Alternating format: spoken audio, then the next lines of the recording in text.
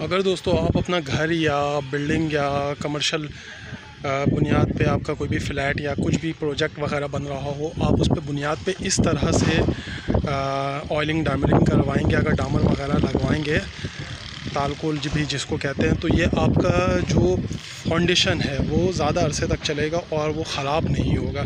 जैसे कि इस यहाँ पे काम हो रहा है, ये जो फाउंडेशन रखा गया है इस पे आप ये देख सकते हैं कि इस तरह पूरा ये डामर लगाया गया है, जो कि एक ये इसको मजबूती देगा और ये काफ़ी लंबे अरसे तक चलेगा। ना ये पानी से ख़राब होगा या ना ये नमकीन जगह हुआ तो भी उससे भी ख़राब नहीं होगा।